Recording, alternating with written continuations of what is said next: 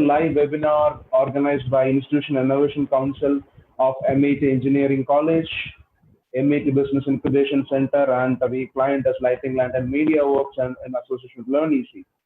This is all the time. It is going to be a great privilege that we are very able to host people like you, because learning is always wonderful. Learning is always fun. This webinar is all about sharing and learning. So we are learning something. We are exchanging, and today we have a very important guest. Dr. S. Melwin is a net. He has cleared net examination, national eligibility test. He has cleared set examination. He has a doctorate in English. So what not? No, lot of things to be added. If X, Y. He said, I can go ahead. One best thing I was able to do is that I was very much privileged. I've got an opportunity to work with him for a couple of years, maybe after 3-4 years. Today, whatever I am in terms of speaking English or in terms of heading something, if it is either it is training department, either it's my public speaking. I used to do some public speaking events, either it's public speaking or whatever it is. The one best reason for me to do all this is only my dear Anna, Dr. Melwin S. In a private engineering college, we have all joined together. He is to be frank, he is my first boss in the sense of placement. I was still I'm taking care of training and placement or activities, whatever it is. Even today, I have started my own company like Lighting and Media Works. It's all because that had all a base. It all had a base. That base is Dr. S. Melwin, and I am very privileged to have you here with us. Once I shared my posters in my social media network, in all my contacts, it was an overwhelming response, because having Dr. Melwin on board is something. It's a very exciting to people around here. So people around in and around Kanyakumari district, they will be very happy that Melwin sir is with me here. You're one of those like cult figure for all those student fraternity or maybe young chaps like me. Thank you, Melvin Anna, for joining us with me. The floor is, the virtual stage is all yours. Thank you. Thank you, Rahul, for this wonderful introduction. All right. I don't know whether I deserve all those praises, but good morning to everyone. I'm really pleased to be here to meet you all through this new forum, webinar. I thank the management and the organizers of MIT Engineering College for providing me with this wonderful opportunity. So without much delay, let's get into the subject. All right. So I also thank Mr. Rahul for his initiative. All right. Thank you so much. So let's get into the subject. Fantastic English to communicate.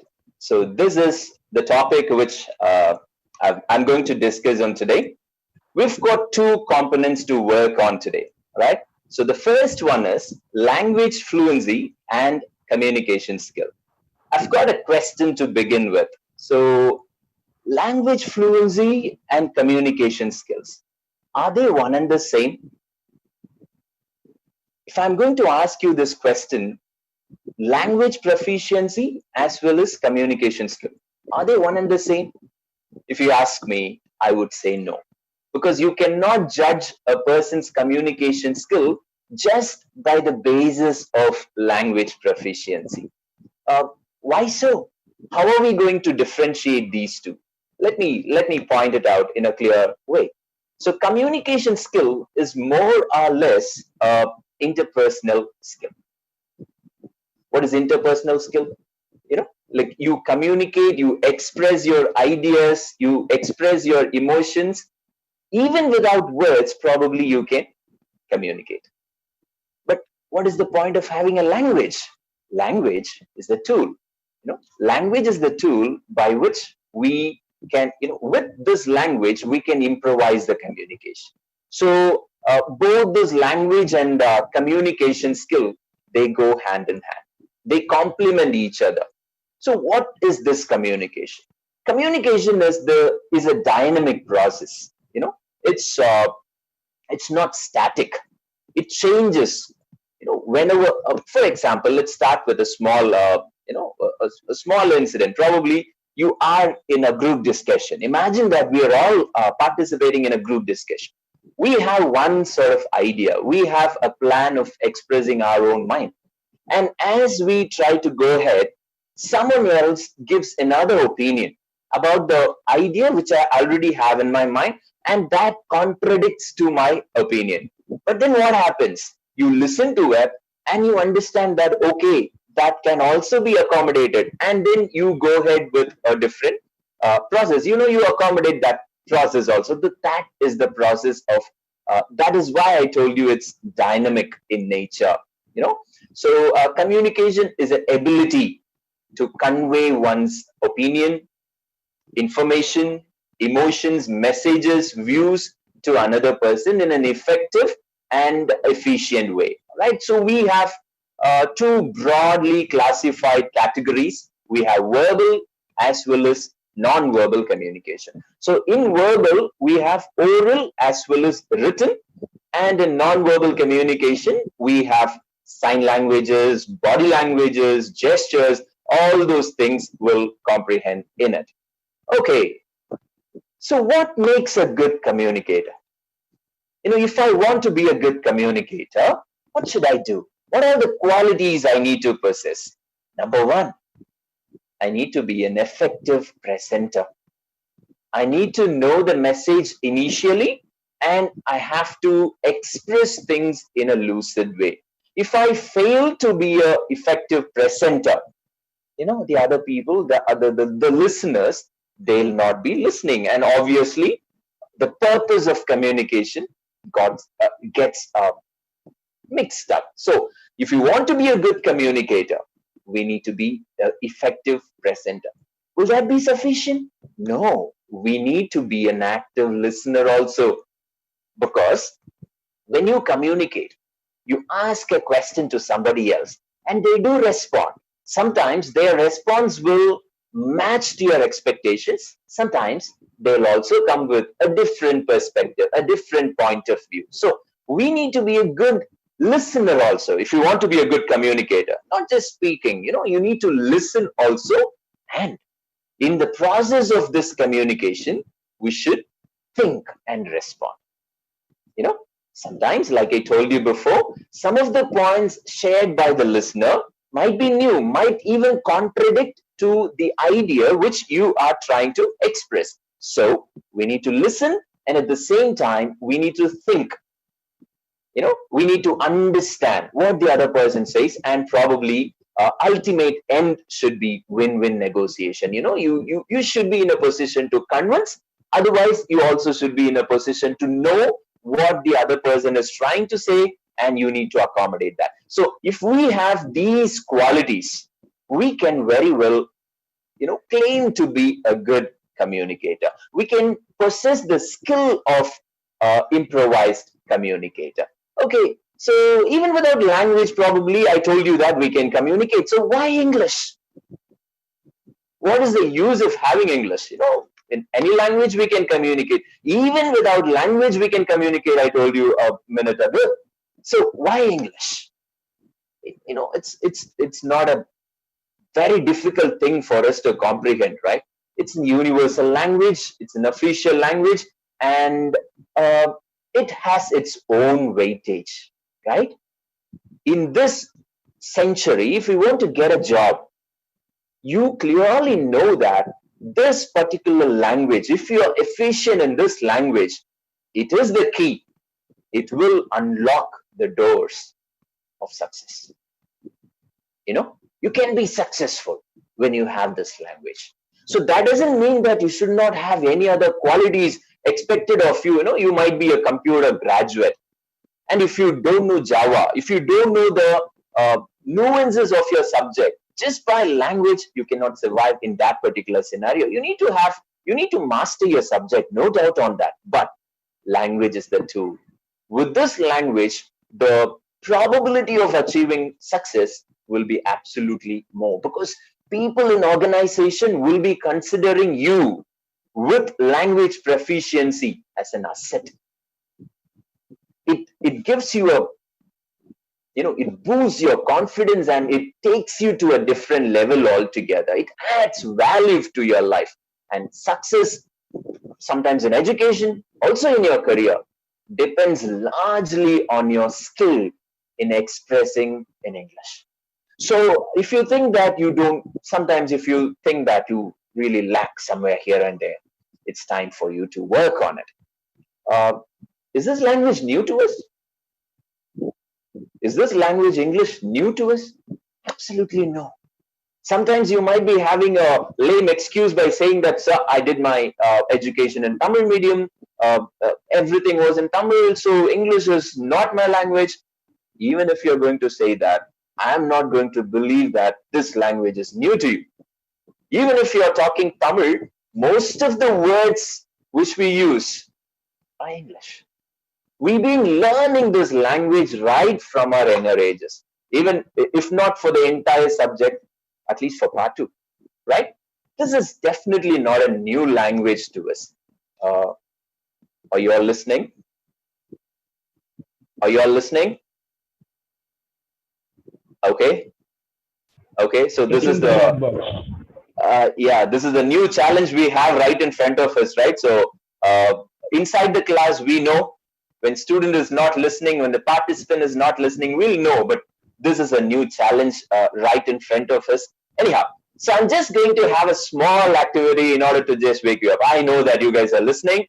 I want you people to go to Google and type menti.com. So the question is very simple. Which skill is the most difficult one for you among the 4? Speaking, reading, and writing. Okay, so let's talk about it. Approximately some 15 of us have responded to it. So if I'm going to check this one, if I'm going to analyze these 4 skills very carefully, it says 57% of us, we feel that speaking is the most difficult one.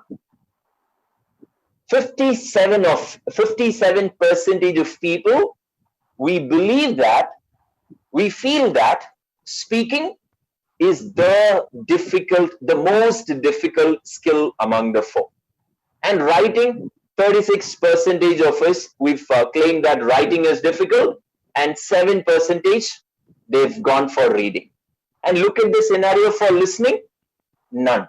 So according to us, we feel that listening is simple, writing is more writing is second most difficult stuff, but majority of us, we have said that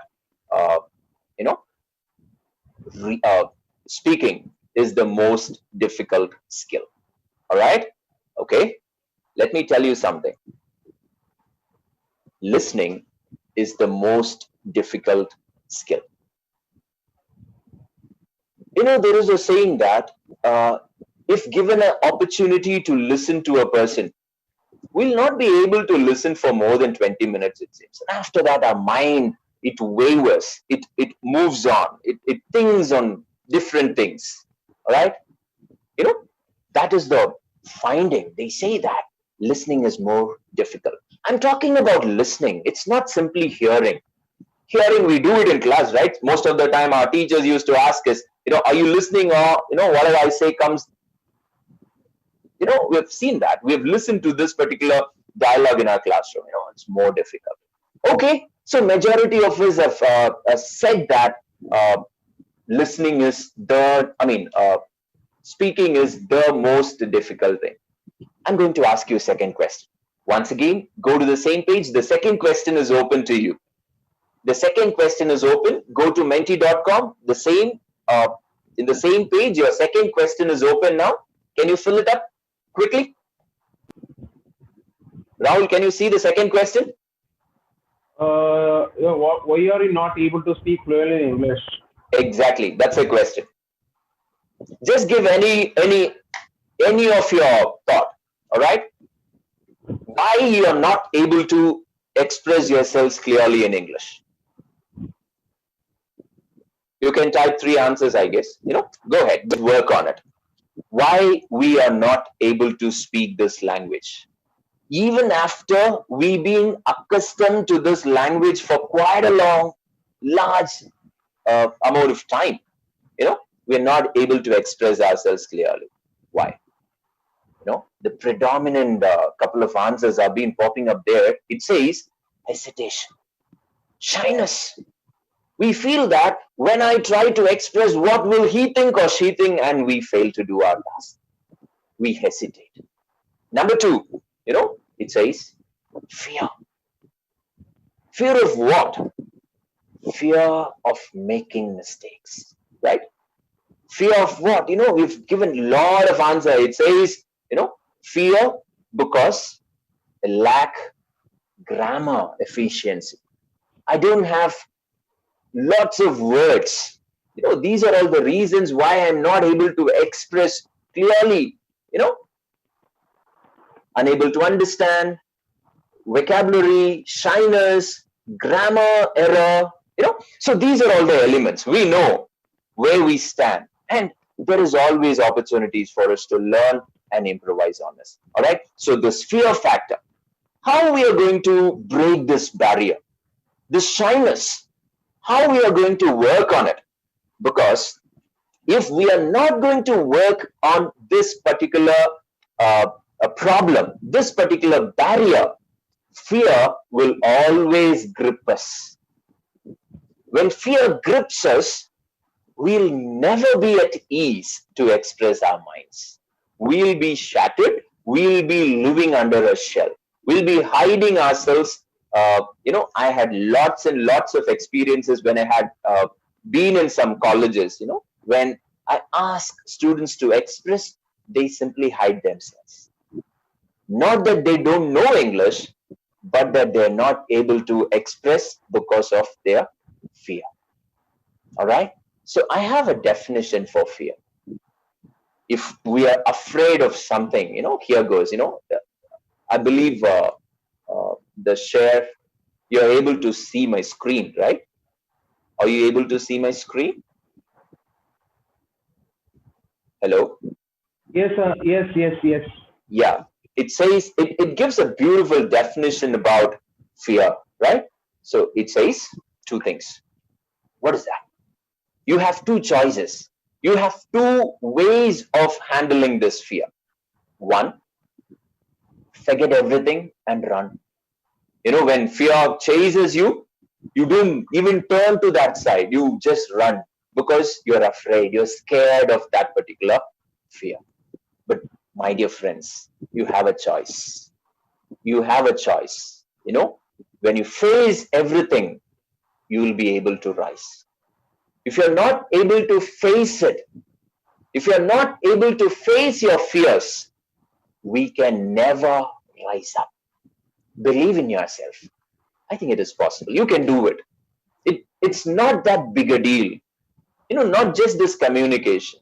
In your life, you might have lots and lots of obstacles. Everyone has. But believe in yourself. Believe in yourself. Everybody is, scared at one point or other. But how you are going to face it? Your doubts, when you doubt your ability, it creates mountains. It will hide your vision. But faith, it tunnels through it. So have faith in yourself, because you are the creator of your own life. You are the creator of your life. How you want to design your life, it's in your hand. If you're going to tell that, sir, I'm afraid of it, this opportunity, that's not for me, I'm scared of it, and if you're going to say that, naturally, what will happen? You will end up a failure. Be a champion. If you want to be a champion, if you want to achieve in life, you need to believe in yourself. All right? When you have this belief in yourself, when you have confidence in yourself, you will be able to tackle this fear.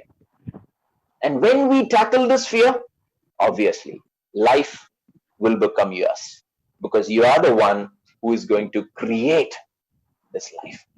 Okay. So I've been talking of communication for quite a long time, and all those exercises. So you might be asking me, so where is the fun part of it? The title of this particular session is not fantastic English. Obviously, English is fantastic, but then the title Rahul has given me is like Fun-Tastic English. So where is the fun part? All right. So we are just going to discuss. And give me a minute. Give me a sec. Actually, I just left out one thing. What is that, Actually, Rahul? Dr. Melwin is the one who have designed and for the first time in India, if I'm not wrong, Yeah. he's the one who Rahul, have designed this fantastic English. Rahul, is it essential now? Thank you. Okay. All right. So as I was talking about fun part, where is the fun part in learning this language? All right. Let's go. Let's just navigate and let's understand how we learned our mother tongue. How did we learn our mother tongue? Did we use books? Did we read first? How did we learn? We learned our mother tongue by listening, isn't it? Isn't it? We learned our mother tongue by listening even when we were small, when we were a kid, a child, infant maybe. Somebody was calling something as fridge, and we started to register those words in our mind. And when we had an opportunity to call it, we used the word fridge. As simple as that. But English is not our mother tongue, right? English is not our mother tongue. So naturally, we need to understand the structure, the basic grammar. We need to know the parts. If we don't know the parts of speech, it will be very, very difficult for us to, apply things. So the fun part comes only when we are able to express ourselves very clearly. And when we do that, naturally, the fun part begins. All right. So let's see. I have a few questions.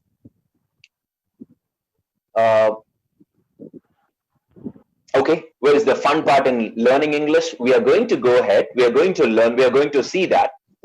Before that, there is a difference between this fun and funny. I believe you are able to view my screen. It says fun, and another one is funny. One is fun. English is both fun-filled language, but it is also a funny language. It copies. It like borrows from every single language and claims as if it's its own, plagiarizes, right? So what is fun? Fun is something that you enjoy, things which you cherish, right? Funny, it's thing which makes you laugh, all right? Something that makes you laugh at it, right? So that is fun and funny. English, it has both, all right? So I'm going to tell you 3 fun elements. If we are going to acquire these 3 fun elements, naturally, we'll cherish expressing ourselves in this particular language, all right? So let's go ahead, all right? If you want to really have fun in English, you need to be knowledgeable. Number 1, you need to be knowledgeable of this language. You need to know the ABCs of this language. So I'm just going to give you 3 points, all right? That's it. Just 3 points, but I'll be expecting you people to have these 3 points in your mind, all right? So I want you people to experiment it. Not simply listen, not simply hear and go. I want you people to enjoy this language. I want you people to master this language. It's not just for English speakers. We too can master it, all right? So I'm going to give you 3 elements which will make the entire process of learning English a fun-filled exposure, all right? Number 1, we need to have flair for words. Words. If only we know words, we'll be able to communicate. Most of the times when we begin our conversation, we have something in our mind. We know what to express, but then we get stuck. We get stuck because we don't have the exact word, right? So we need to know words. So I'm going to give you a small assignment. Don't worry, I'll not ask you later whether you've done it or not. But if you are curious of learning this language, I want you people to just work on it. learn one word a day. You know, just a word, just one word in a day. But make sure that you learn it thoroughly, very clearly. All right. So I've just given you a word as an example. But there are lots and lots of words, but I've just given you one as an example. Repudiates. All right. So you read a newspaper, or else you come across this particular word in a book as you read a novel or something like that. You know what I want you people to do is underline it, maybe put a note and write this particular word. Maybe I'll tell you how exactly we can process this particular experience of learning. You just write this word, repudiate. All right. And number two, the second thing which you have to do is you need to note down its part, whether it is a noun, whether it is a pronoun, whether it is adjective. You know, you find the part and note down also. All right. Some of you might be thinking, what is the use of learning this part? All right. It counts.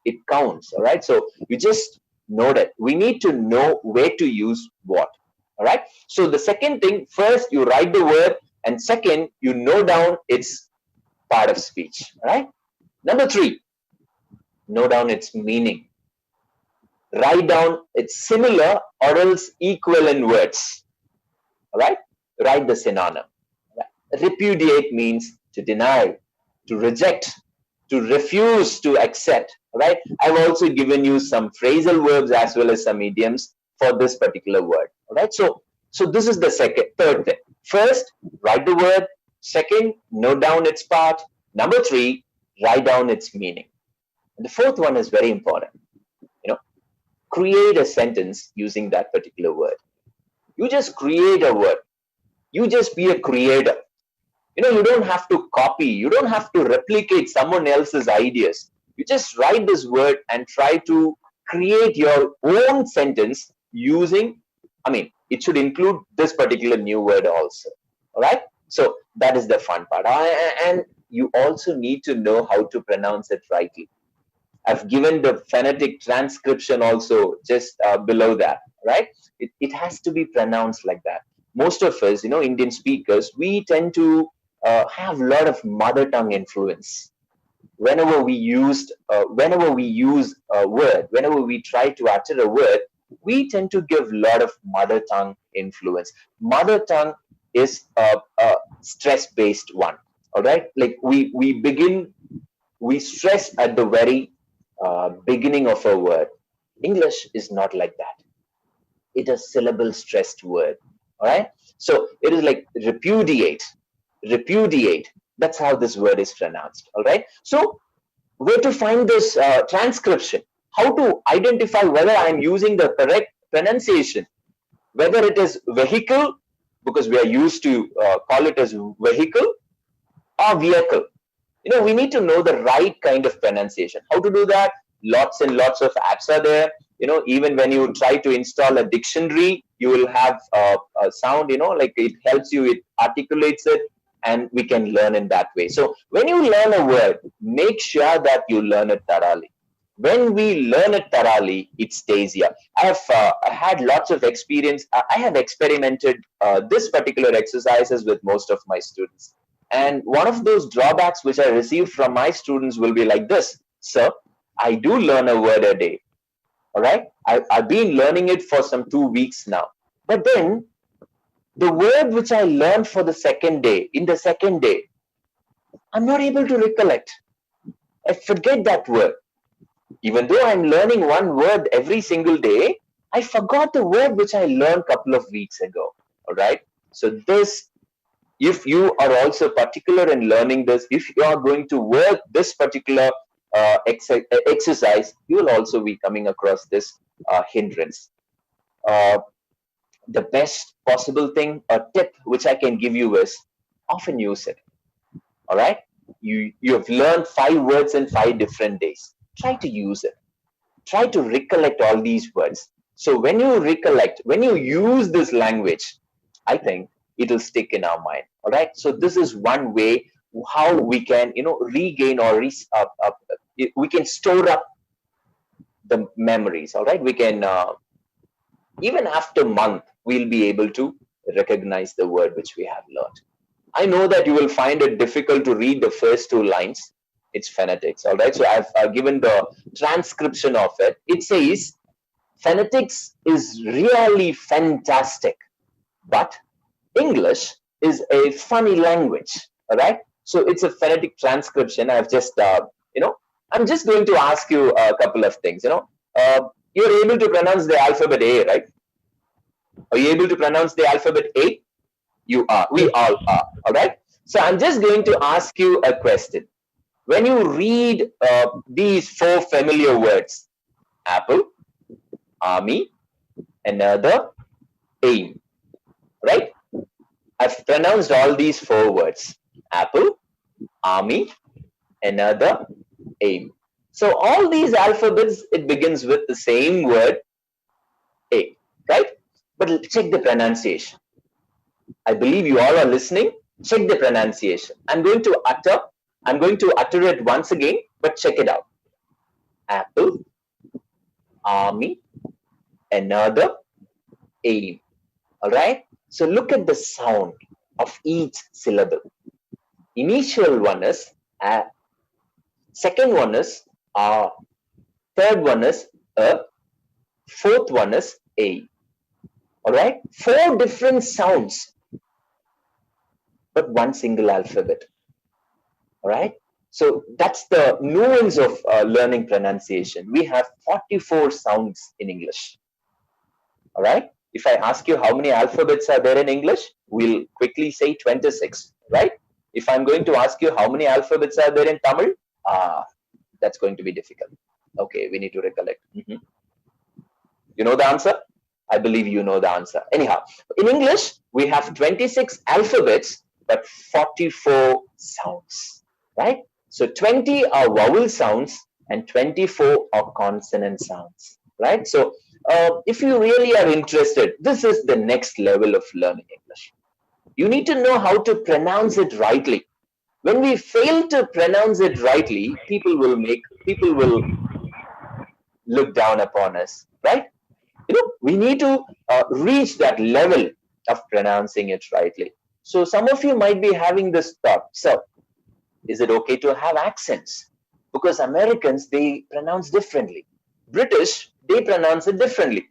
Do we have to side with any of those accents? You don't have to do that. Ultimately, you need to be presenting your words in a friendly, presentable way. Other people, they need to understand, but we need to strike a chord. All right, so we need to pronounce it rightly also. Even if we falter, even when we try broken English, other people will be able, the persons who are listening, they'll be able to understand. But then, what is that?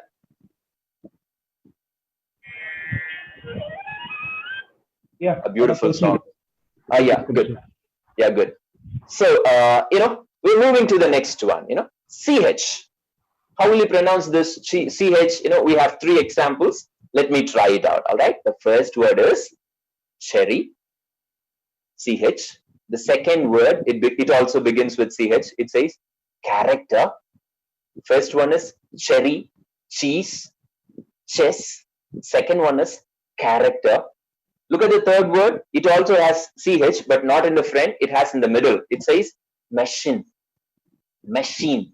All right? Machine. Fine. Look at the pronunciation now. The first for cherry is ch. The second is k. Character. The third one is sh. Same alphabet, but then the sounds are different. That is really interesting. If you're really interested in learning phonetics, that is the next level. All right, you are when you are able to express yourselves clearly, that too with good pronunciation, you will have lots and lots of confidence. All right, most of the times when we hesitate, when we have low confidence because of our lack in pronunciation, also we hesitate. So this is one way. You just try to equip yourself. Phonetics is one method. So you must be wondering, what is that GOTI? GHOTI. All right. So I believe chat window is open. So anyone, can you guess what that word is? Can you guess what that word is? Probably I'll also check in chat. You can answer in chat. What is this Gotti? G-H-O-T-I. Come on. Some answers, please. Okay, let me not trouble you. If I'm going to tell you that it is got it, okay, no. Good try, but got it, maybe, yeah, good.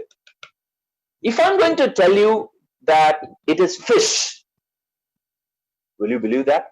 Okay, I'm not giving a name for a fish, like goldfish, it is gotti fish. No, this in itself is fish. If I'm going to tell you, it'll confuse you, right?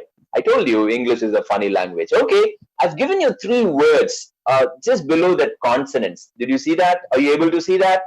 It says enough, women, international, right?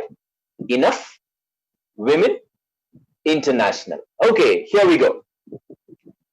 I have just taken GH from enough. How does that pronounce? Enough. F. All right. I'm using the alphabet F. And the second one, it says O. All right. GH O. Women. You know, when I pronounce the word women, it's not woman, right? It's plural. Plural is women. So I'm using the O symbol, but then the sound is I. All right. F I. And international. You're getting it? International. TI. It says SH. Fish. Okay. This is like nobody will be using Gotti for fish, but then English is a crazy language. We need to understand that it has lots of fun elements in it. So only when you get into it, when you dive in it, probably you will also get the flair, right? So we're moving to the second one. The first one, like I told you, if you want to have fun part in English, you need to be understand. You need to have you need to be knowledgeable. So that's number 1. Number 2, you need to be correct and clear if you want to have fun with English. You need to be correct and clear. You should not make mistakes. All right. So in the first one, when I said knowledgeable, you need to have flair for words. Here, in order to strike the right word, you need to have flair for verbs. What is a verb? Verb, action verb. Okay, so there are 2 types. You have auxiliary verb, you have main verb. Auxiliary verb is also known as helping verb or linking verb. Am, is, are, was, were, all those linking verbs. And the second part, we have main verb. It is also called as action verb or lexical verb. All right. So we must have learned this, right? So love, loves, 5 parts of words: love, loves, loving, loved, loved. Base word with yes, with ing form, past tense, and past participle. For example, eat, eat, eats, eating, ate, eaten. If I'm going to say smile, smile, smiles, smiling, smiled, smiled. Past tense is also, past participle is also smiled. Are you guys listening? I believe you are. Hello? Are you all listening? Can please message in the chat box. Okay, good. I'm getting a couple of answers. Thank you. Now, once again, I want you people to go to menti.com. I have a small one question. I mean, just going to ask you one question, and there will be 3 responses. Probably you're going to do it right away. All right. So kindly go to menti.com once again. Question: what is the past participle form of cry? I told you that, we have 5 formats, right? Smile, smiles, smiling, smiled. Smiled is past tense. Smiled is past participle, right? So similarly, I want you people to give me answers for these 3 words. What is the past participle form of cry? What is the past participle form of fly and swim? Okay, some of you are also answering it in chat. Good. All right, all right, all right. Some 10 of you have responded, and I believe you know the answer for all the three, right? If you guys are listening, all right? If you guys are listening, I'm facing network issues. Okay, okay. Let's see. So the answers which you have given, it's displayed in the screen. It goes like this. नाही करू शकत माझं चालू session त्याच्यावर चालत नाही. What is that? Okay. So you have given, yeah, right answer for cry. It's cried. No doubt on that. Very good. Second one, okay, cried, that's a right answer. Most of you have given the right answer for the word cry. Okay, beautiful. The second word is fly. So you have given flied, fly, flies, flown, flew. All right. So good. So the past participle form of fly is flown. Flown. There is no answer in the sheet, but I can see one or two answers in chat box. All right. It's not flew. Flew is past tense. It's flown. When you get a chance of using perfect tenses, when you use perfect tenses, we have to get the help of fifth form of verb. So when we make mistake, when we don't know the word, even for the simplest of words, right? Fly is not a very difficult word. We know this word, right? But even for this word, we find it difficult to translate into the fifth form of verb. Then how will we use it? If I'm going to make a mistake in Tamil, when I use a sentence, and when I make a mistake, or in any other language, mother tongue, so we clearly understand that I'm making a mistake. But here what happens? We take it for granted. We think that, okay, whatever we write is right. No, we need to be correct. We need to be exact. So if we want to be exact, we need to know, we need to learn it rightly. So flew is a wrong answer, right? The past participle is flown. Okay, let's see how the answers which you have given for swim. Swimmed, swimmed. No, we don't have a word like that. All right. Had swum. Okay. Swimmed, swimming, swum. Okay. Swam. Most of you have given swam. All right. Swam is past tense. Swum is the right answer. Some of you have given answer here, and I can also see a few answers in chat window. So this is just a tip of iceberg, my dear friends. The words which we know, sometimes they themselves will pull our legs. So we need to master those words. Those familiar words, these are very familiar words, right? Fly and swim are very familiar. Rise, rose is past tense. Risen is past participle. So we need to know correctly how to use it. So when we fail to use it rightly, then we are in trouble. So we need to be conscious of using this words. So we need to be correct. So for that, definitely we have to have,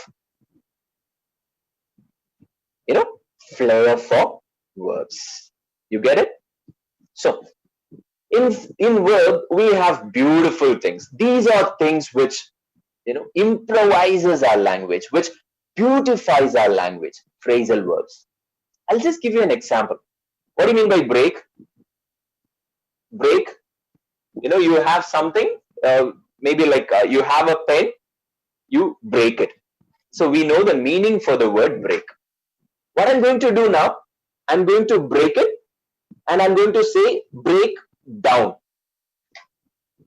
What do you mean by that? If I'm going to say break down, what do you mean by that? Am I saying that I'm breaking something and putting it down? No. That is the positive thing about learning phrasal verbs. Break down means, we have used this lame excuse when we were in colleges or school, right? Whenever we come a little late to class, we used to give this particular excuse. Sir or ma'am, bus broke down.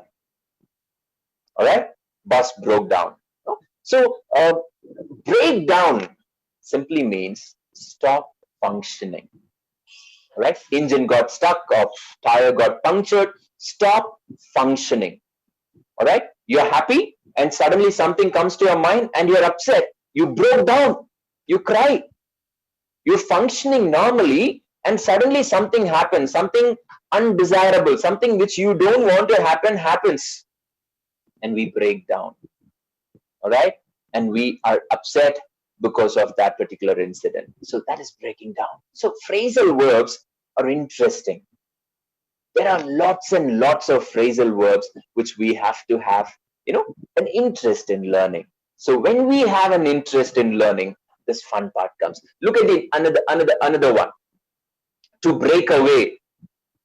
There are 5 friends and you break away from them. All right, what do you mean by that? You separate. You just don't gel well with them and you move ahead with it. All right, so it means, to break away. And we know break up, right? It's not something you break and put it up, right? We know the meaning of break up, end of some relationship, breaking it up. All right, so phrasal verbs makes your language high-fied. It improvises your language, it beautifies our language. So have flair to learn words like this. And is that all? Look at this particular picture. We want to be correct. There was one slide which said, if you want to be a good communicator, you need to listen, you need to understand and all, right? Check this particular picture. You cannot simply assume that the other person understood. When you're trying to express something, you cannot simply assume that the other person understood whatever you are trying to say. Look at the picture. There is a bus and a guy coolly walks past the bus, and they too have in their mind they're thinking, the driver thinks, I don't have to stop anyhow. By seeing me, he'll run. The other guy thinks anyhow, like whenever we cross roads, we used to do it, right? We never see the vehicle at all. We turn to the next side as if we walk coolly, right? We think, okay, he'll not hit me, he'll come, he'll stop. But what if both these guys, if they negate, if the driver thinks the other guy will run and the pedestal guy, he thinks that the bus will stop and they didn't stop, what happens? Accidents. Look at the importance of punctuation. We cannot simply assume. It says, let's eat grandma. What do you mean by that? Are you going to eat grandmother? Without punctuation, it says let's eat grandmother, grandma. When we fail to punctuate in the right place, you've got trouble. Look at the second one. That's the right one. We need to punctuate. Let's eat, grandmother, grandmother. Let's eat. All right. So that's how it has to be. But when we fail to use even small, minute components of language, we miss stuff. Look at the other one. Very interesting. A woman without her man. There are 2 sentences. Both are same. But then I have just altered the punctuations alone. Look at it. A woman without her man is nothing. What does that mean? A girl, a woman, without a male counterpart, she's nothing.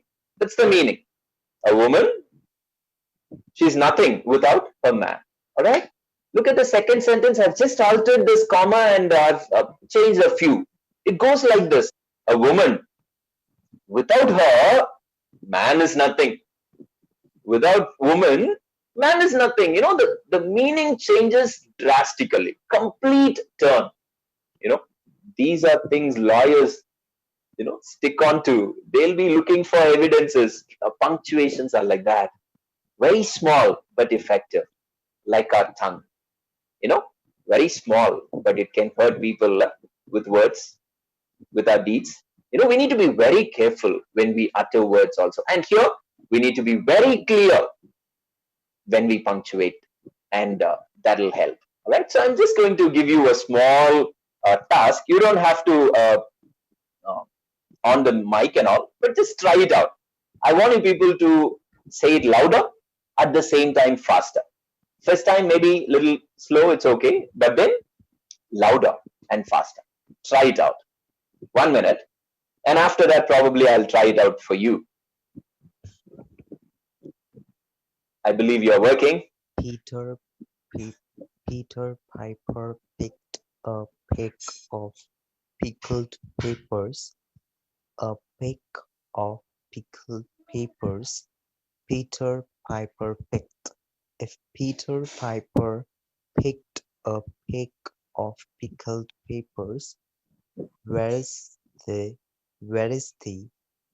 peck of pickled peppers Peter Piper picked? Okay. I believe you have read it out at least once or twice. This is a tongue twister. All right. So you need to utter it a little faster. All right. I'm going to try it out for you.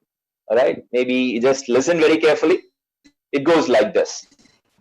Peter Piper picked a peck of pickled peppers. A peck of pickled peppers Peter Piper picked. If Peter Piper picked a peck of pickled peppers, where the peck of pickled peppers Peter Piper picked? A very slow one, right? Let me increase the pace. Peter Piper picked a peck of pickled peppers. A peck of pickled peppers Peter Piper picked. If Peter Piper picked a peck of pickled peppers, where's the peck of pickled pepper Peter Piper picked? Okay, little faster. Peter Piper picked a peck of pickled peppers. A peck of pickled peppers Peter Piper picked. If Peter Piper picked a peck of pickled peppers, where's the peck of pickled pepper Peter Piper picked? Okay, little more faster. Peter Piper picked a peck of pickled peppers. A peck of pickled peppers Peter Piper picked. If Peter Piper picked a peck of pickled peppers, where's the peck of pickled peppers Peter Piper picked? And finally, Peter Piper picked a peck of pickled peppers. The peck of pickled pepper Peter Piper picked. If Peter Piper picked a peck of pickled pepper, where the peck of pickled pepper Peter Piper picked? Okay, so I do a stammering, I know that. So the idea behind this particular tongue twister is this. We can also master it. How? By practice. If we are going to practice it, definitely we'll also be able to master not only this particular tongue twister. There are huge amount of tongue twisters available, and you can work it out. Why we need to work this out? You remember when we were in school, they taught us rhymes. What was the purpose of that? Why did they ask us to recite rhymes? Why? Because tongue. It'll twist accordingly. Only if you give practice, it'll twist accordingly. Or else we'll get stuck. And most of our students, we also, when we read something in our mind, we'll be able to read it. But when we try to read it in front of people, when we try to read it louder, we struggle. Some of those words like quiz or clear, like it never comes easy. We get stuck. So tongue twisters, they help us. Practice. Definitely, if we are going to practice, we'll achieve. The third fun part. We've come to the final part. All right. So the first one, we need to be knowledgeable if we want to be experiencing fun in English. The second one, we need to be clear and also we need to be correct if we want to experience fun in language. And the third one, we can be creative. We have to be creative if we want to have fun part in our expression. So we need to have this flair for joy, flair for ecstasy, happiness. When we speak, we need to be happy. When we go to class and when you come out of this class, most of the time we switch over to our mother tongue. But refrain from doing that. Express yourselves in English. And when you do that, when you express yourselves only in English, and that too, when you have added flavor to English, that is the fun part. All right? So we need to be creative. So how am I going to be creative? We've got something called figurative language in English. You say one thing, but that means some other thing. You use a word, but its meaning, the outward meaning might look different, but then the intended meaning will be completely different. It's playing with words. All right. So there are many figurative speeches. I have just picked one or two. Let's see how things go. All right. So the first one, idiomatic expressions. Idioms. What are idioms? Far-fetched imageries. We don't have any connection to that, but then it gives the message. Let me give one. It rains cats and dogs. It rains cats and dogs. What do you mean by that? If you know answer, you can share it in chat also. It rains cats and dogs. Is it like the locust which we have recently in our area? Like dogs and cats have been falling from the sky. Is it like that? Raining cats and dogs? No. It means pouring. Rain is like pouring like anything. When you have that kind of a situation, instead of saying rain is pouring, it's heavily raining, you can use the word it rains cats and dogs, right? So the heavy downpour of rain, when you experience that, it means it's raining cats and dogs. Okay. So sometimes when somebody is asking us question and we are not able to answer, we are stuck. And in Tamil, we have a beautiful expression. It says, "Vaayil enna kollukattaya." You have heard it, right? Why you're not answering, man? Come on, express. So we have a beautiful expression in English. It says, "Cat got your tongue? Has the cat got your tongue?" Which means you're not able to speak. Can't you speak, man? Speak it up. That's the meaning of it. And most of the time when we get a chance of expressing ourselves in a seminar, or if somebody is asking us to come in front of the stage, maybe with 1,000 people in front, we get the stage fright, right? You have a beautiful expression. Butterflies in my stomach. What do you mean by that? When somebody says butterfly in my stomach, that doesn't literally mean that butterflies are flying inside. It means that you are nervous. You are not, you're shaking all over. It simply means that you are not able to express yourself because of fright. So there are lots and lots of idiomatic expressions like that. So once in blue moon, maybe check it out and learn if you want to go an extra mile in your life. All right? If you want to go an extra mile, do comprehend yourself with all these fun elements. Instead of just saying happy, I'm happy. You have a lot of expressions which have similar connotations in idiom. Like over the moon, over the skies. I'm super excited. We say that, right? Having a whale of a time. Trickle idioms. When we are able to learn, comprehend, understand, and use idioms, the language which we have will be in another level altogether. So this is the fun part. So in figurative language, we also have so many, similar such thing. We have simile, we have metaphors, so we have onomatopoeia, we have hyperbole, all these elements. So what is the simile? She is as cool as a cucumber, as sweet as a pie. We use words like and as in order to use simile. And metaphor, it's is and are. They will be the connecting factor. We are comparing a person, but then we are not using like and as. Instead, we are saying that he himself is the person. The example, check it out. My life is a movie. All right, so you are comparing your life with that of a movie. You're not using, okay, so you're not using she is as sweet as a pie. Instead, you are saying that she is a pie. You're getting it? So then that becomes a metaphor.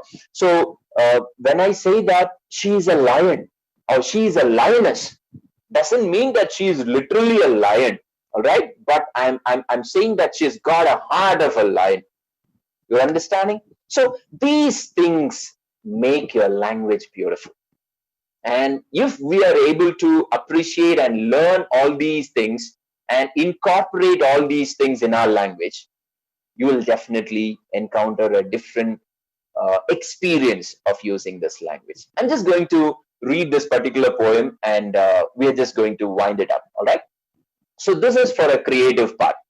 So when you start learning all these words, when you have clarity in your thought and language, what are we going to do? We need to be creative. We have to use it either orally or in the written format. All right. So here I found a beautiful poem. A modern writer has written this particular poem. I'm just going to read this for you people. Just listen and tell me whether you get the content of it. All right. So it goes like this. Pretty ugly. I am very ugly. So don't try to convince me that I am a very beautiful person, because at the end of the day, I hate myself in every single way. And I'm not going to lie to myself by saying there is beauty inside of me that matters. So rest assured, I will remind myself that I am a worthless, terrible person. And nothing you say will make me believe I still deserve love. Because no matter what, I'm not good enough to be loved. And I'm in no position to believe that beauty does exist within me. Because whenever I look in the mirror, I always think, am I as ugly as people say? You know, like I believe you understood this poem. It talks of a person who feels so inferior. He feels that he's very ugly, or he or she is very ugly, and nothing in the world is going to comfort this particular person, thinking that nobody is, whoever is expressing him or expressing it to him or her that you are beautiful, she's not ready to accept it, because she says that I see my face every day in the mirror. Okay, so you don't have to tell me how I look. I know very well that I'm ugly. So you don't have to, so the person also feels that nobody is loving me here. I don't have anybody. The person says, I'm not good enough to be loved. And I'm in no position to believe that beauty does exist within me. I'm not going to believe that. And finally, he or she ends the poem by saying that, am I as ugly as people say? Am I really ugly as people say? In a very monotonous, in a very sad tone, the person ends this particular poem. So you might be asking me now, sir, where is the fun part of it? All right, she's upset. She's she's lamenting. She's upset because she's not beautiful. She's not handsome and all those stuff. So where is the fun part of it? Guys, I'm going to read this poem once again to you. And this time, for a change, I'm not going to read from the beginning. Instead, I'm going to read from the bottom. Okay, here we go. Am I as ugly as people say? I always think, because whenever I look in the mirror, beauty does exist within me. And I am in no position to believe that I am not good enough to be loved. Because no matter what, I still deserve love. And nothing you say will make me believe that I am a worthless, terrible person. So rest assured, I will remind myself there is beauty inside of me that matters. And I'm not going to lie to myself by saying I hate myself in every single way. I'm not going to lie. Because at the end of the day, I am a very beautiful person.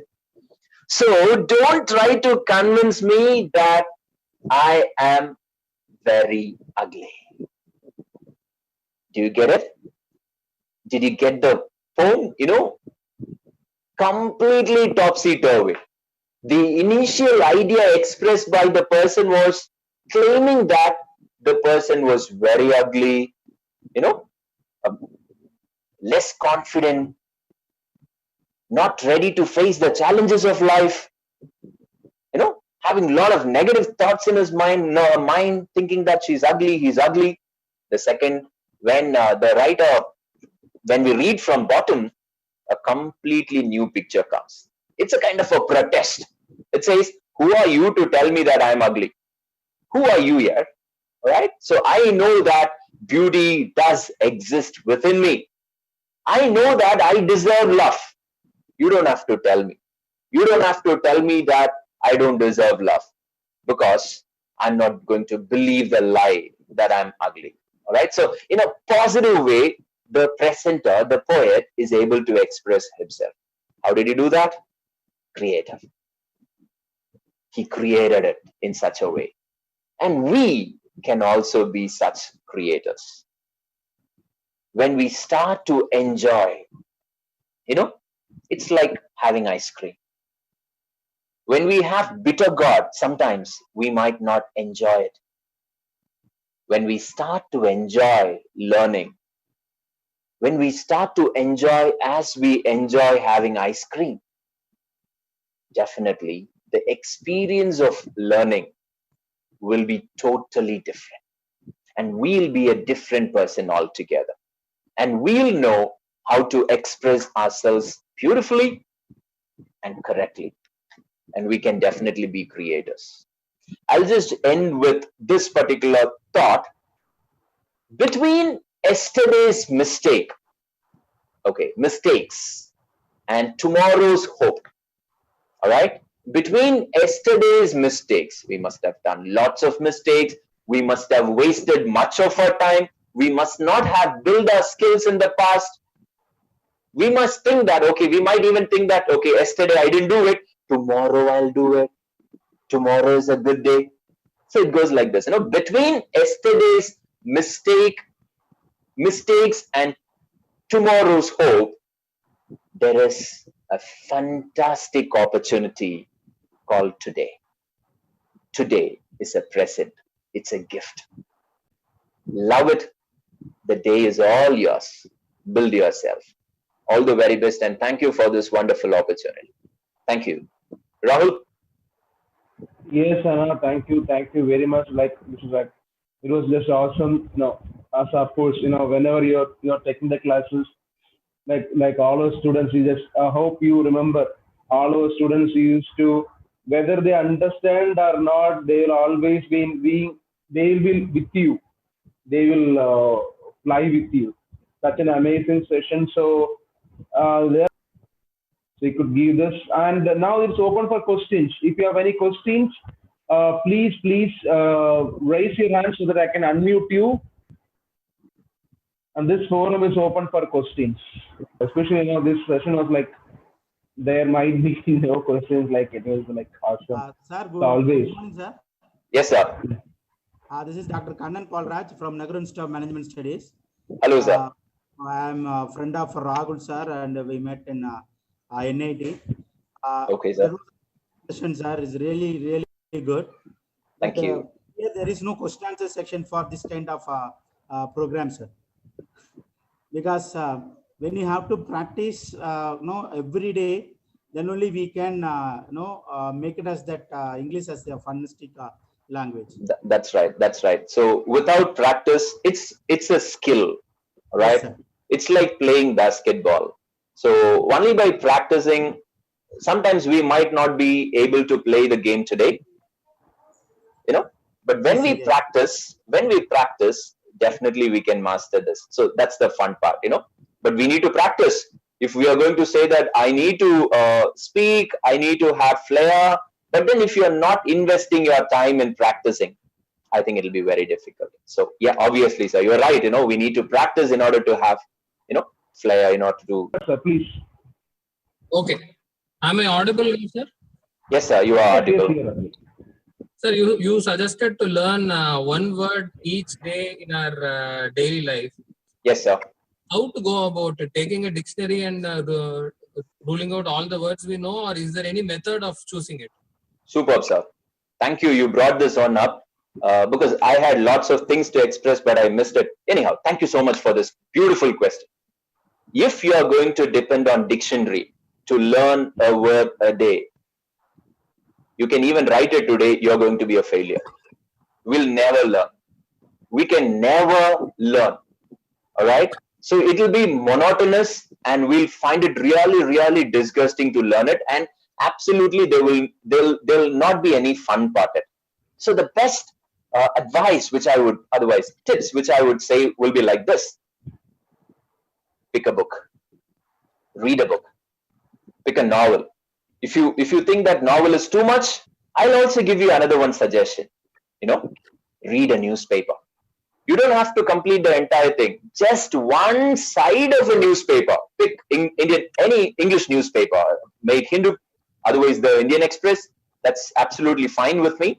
But you just take one side of a paper, not the full side. Just one part of a paper. Don't go for a page which has big pictures in it. All right, a normal page. New words, we might get it. So as we read, if we are going to learn, maybe initial stages we'll have all these hitches. We'll have to refer to a dictionary in order to understand the meaning and all. Let's quietly grow. This is a skill. You cannot gain this skill overnight. Knowledge, on the contrary, you can get it. But skill, it has to be patiently, gathered. We need to practice, and only then we can have this skill part. So the best method, which you would ask me, you can listen to some news, you can listen to some good English, and if you come across some new word, you can write it down. You can then verify with your dictionary. You can check with your dictionary, and Anand, it's been answered. Anand, there's other comment from one. It's great to listen you again. It's okay. Jairam G. Oh, Jairam. So any other questions, or shall we go for the maybe final? Thank you, sir. Yeah, this is Manoj Kumar, sir. Anna, this is chat box again. Thank you, Okay. sir, but memory power don't match with it. No. That's a big mistake. Believe in yourself. Believe in yourself. We are not like just one word a day. When we were in our second standard or third standard, when we were learning tables, do you remember? Our teachers used to tell us, even when I ask you the middle of the night, you have to answer it. You remember? They made us memorize like that. We are not going to learn lots of words in a day, just one word. But the way we learn it, the way we try to give importance, maybe 10 minutes in the morning, you learn a word and ruminate. Keep that word in your mind for that particular day at least, So use that particular word in some limited circumstances. When you get a chance of expressing that particular word in some, sentences, do pull it. So when we try to use our words like that, otherwise, as you rightly said, we have all the chance of forgetting the word which we learned some 2 weeks ago. All right. So by refreshing it, by often using the words which we learn, I think we'll be able to retain it. Yeah, we have a difficulty, we have, that's how we are made of, but then we can overcome. Thank you, Jasmine, ma'am. Thank you so much. Now, there's another question from Abhirami. Okay. Can you please suggest any other novel that can improve our vocabulary? Okay. So to begin with, let's start with very simple stories, right? So Indian writers, if you would ask me, R.K. Narayan or Ruskin Bond, you can start with Indian writers. There are so many good, worldwide. We have lots and lots of writers, but just don't learn just for the sake of learning new word. Then we'll miss the point. All right. So we have to enjoy reading, and during the process of reading, what we have to do is we can gain these vocabularies. All right. So you read, you have that as a priority. You can even start with Holy Bible if you are comfortable. You have Bhagavad Gita in English. We have the Quran in English. So you can spend time reading. Reading is must. So if you can read for 1 hour a day, I think automatically, gradually, you will be picking up this language without a doubt. Without a doubt. There is another question from Shanti.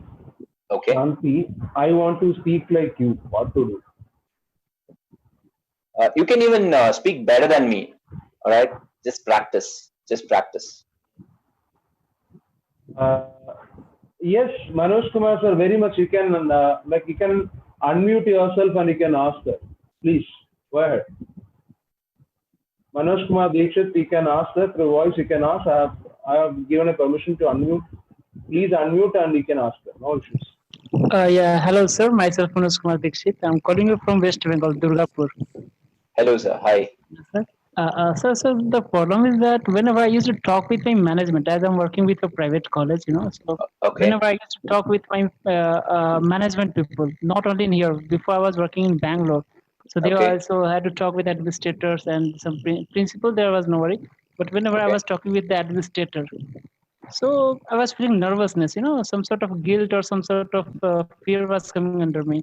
And till today, even in this college also, whenever my person like administrator or the vice chairman, sir, he's coming to and he's asking for all of us for a meeting. So in that time, I used to feel some sort of nervousness. Means my heart beats a bit more. I can feel some more blood in my body. My heart is pumping. So, sir, how to overcome that sort of thing? Okay. So this nervousness is common. All right. So this is not our mother tongue. Yeah, I If think so. we have difficulty expressing ourselves in our mother tongue, then we have to be embarrassed. It's a shameful thing. Yeah, But this which is a second language. All right. This okay. is a second language. Yeah. And we don't have to be embarrassed. All right. So you just have this particular attitude first. And number two, the reason why you feel afraid or nervous, because you assume that your language is not, you are not able to express yourself clearly. You feel that whenever you express yourself, the person who is listening is not able to understand. So that is one thing which troubles your mind. And Maybe, sir. because of this thought process, what you do, you take on all the guilt. You feel that, like, because of my language they are not able to understand. You remember the poem which I read? Yeah. Yeah, You yes, remember that, right? yes, sir, yes, So yes, sir. turn a new leaf in your life, my dear friend. Sure, sir. Sure, sure, Thank sure, you. sir. So thank So you. Shanti ma'am, Anna Shanti ma'am has a question. Sir, is it right to think in vernacular language and reproduce the matter in English, and or we suppose think and speak only in English? Maybe. Hope you understood the Okay, question. so most of the time we used to think in our mother tongue, and after that we construct sentence in a foreign language and express. So if we want to be more fluent in English, if we can, the starting process will not be that easy, but when we start to think in English, the fluency will be better. Otherwise, we'll be reproducing, or else we'll be translating each and every single word. We'll try to translate in our mind, and then we'll try to connect it. We'll be checking whether we are able to connect it with the right linking verb. Are we using the part correctly? So once we begin to think in English, it gets easier and better. So Anna, this is like, thank you very much, because I know how much like you have been engaged with your works there. You always love to be with your kids maybe, and thank you for sparing some time for us to share this wonderful journey of learning English. You're always like a kind of motivation for people like me. Maybe most of the participants here, they were from here from start to end. still very eager to listen to you because you have an amazing voice, very commendable voice, very sweet voice, and almost how many fans you have. You almost you can judge how many fans you have. One among like me. So thank you for being with us all through this on behalf of Institution Innovation Council of MIT Engineering College, MIT Business Incubation Center, our Principal Director, Dr. P. Senthil Kumar, our Administrative Officer, Ms. Vidya, of course, you know her. And also on behalf of the entire Met family, and also my personal behalf, in terms of my startup Lighting Land and Media Works, I would like to thank you for spending your valuable time with us, sharing this information. We are very grateful to have you here. Thank you very much. And one on a Pleasure, Rahul. personal note, thank you very much for developing people like me. I don't know. Thank you so much for all those beautiful words, man. Thank you so much.